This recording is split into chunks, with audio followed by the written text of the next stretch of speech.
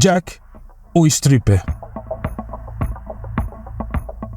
Na madrugada do dia 17 de junho de 1959, dois policiais caminhando em sua ronda nos subúrbios de Londres fizeram uma descoberta horrível. Em um parque, eles encontraram o corpo de uma jovem, escondido no meio de um gramado alto. A mulher havia sido estrangulada, suas roupas estavam rasgadas, expondo seus seios. Sua calcinha e sapatos haviam sido levados. 5 anos depois, outras mulheres seriam encontradas em circunstâncias semelhantes.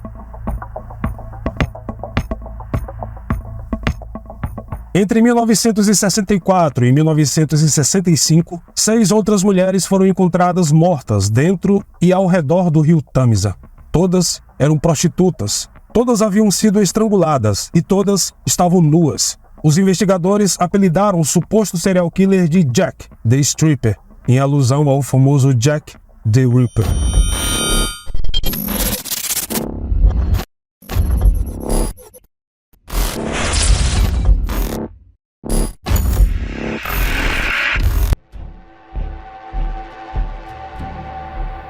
A primeira vítima encontrada foi Hannah Talford, de 30 anos. Ela foi descoberta no rio Tâmisa, perto da ponte Hammersmith, em 2 de fevereiro de 1964. Sua calcinha estava enfiada na boca. 2 meses depois, em 8 de abril, Irene Lockwood, de 26 anos, foi encontrada algumas centenas de metros rio acima, na costa do Tâmisa. Então, em 24 de abril, Ellen Barthelemy, de 22 anos, foi encontrada morta em um beco perto da Swincombe Avenue, em Bradford, no oeste de Londres. Desta vez, uma pista foi achada. Pequenas manchas de tinta estavam no corpo da vítima. O curioso é que os investigadores notaram que o mesmo padrão de cores de tinta também foi detectado no corpo de outra vítima, Mary Fleming, que foi encontrada morta na entrada de uma garagem em Barry Mead Road, em Acton, no dia 14 de junho.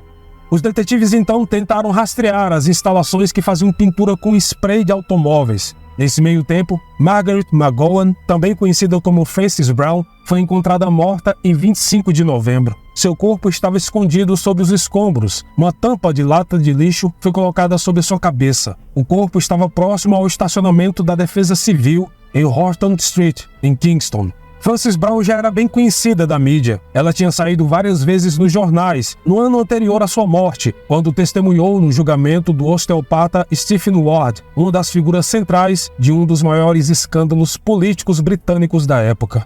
Pois bem, ela foi vista pela última vez por uma colega de trabalho, uma profissional do sexo chamada Kim Taylor, entrando em um carro. E logo o retrato falado de um suspeito foi feito e divulgado pela imprensa, mas sem resultados.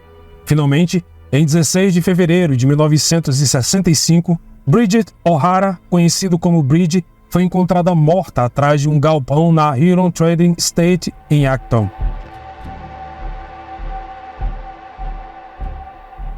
O detetive-chefe e superintendente John Doe Rose foi chamado de volta de suas férias para liderar a caçada ao assassino. Ele montou uma estratégia um pouco peculiar. Doe Rose mandou alguns agentes se vestirem de prostituta, incluindo homens e mulheres, e os mandou andar pelas ruas de Notting Hill para tentar achar o maníaco. Outra equipe foi enviada para investigar a origem das manchas de tinta encontrada nos corpos de várias vítimas em lojas de pintura automotiva da região. Eles não precisaram procurar muito. O padrão de tinta foi encontrado em uma loja de spray para carros, não muito longe de onde o corpo de Bridget O'Hara foi encontrado. A região da loja seria o local onde as mulheres eram mortas, antes de serem desovadas ao longo do rio Tâmisa. Mas por quem?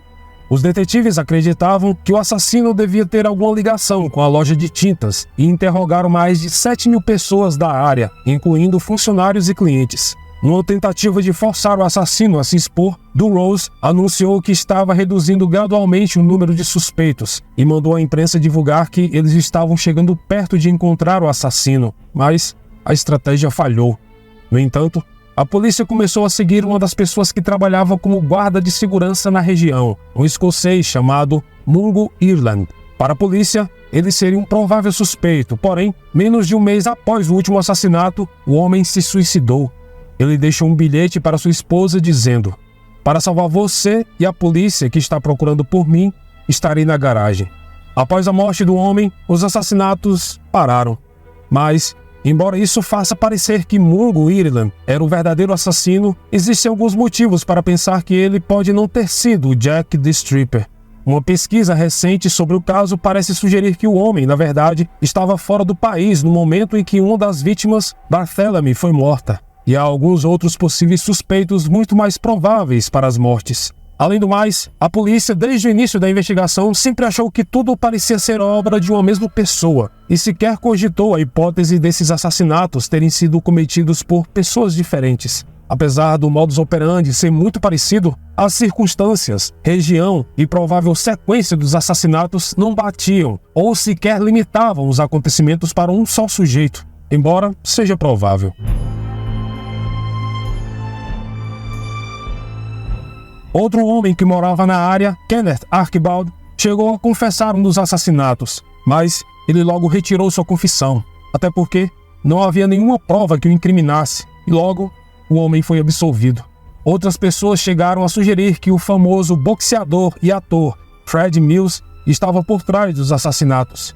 Ele tinha uma ligeira semelhança com o esboço feito pela polícia e cometeu suicídio logo após que os assassinatos pararam. Porém, nenhuma prova pode ser levantada para ligá-lo a nenhum dos crimes. Finalmente, o último suspeito era um assassino condenado chamado Harold Jones, que viveu na área na época dos assassinatos de Jack the Stripper. Inclusive, o modus operandi de Jones em seus crimes anteriores são muito semelhantes aos assassinatos do Stripper. Mas, embora vários pesquisadores tenham afirmado que Jones provavelmente tenha sido tal assassino, a maioria das evidências contra ele são apenas circunstanciais. E até hoje, o caso permanece oficialmente sem solução.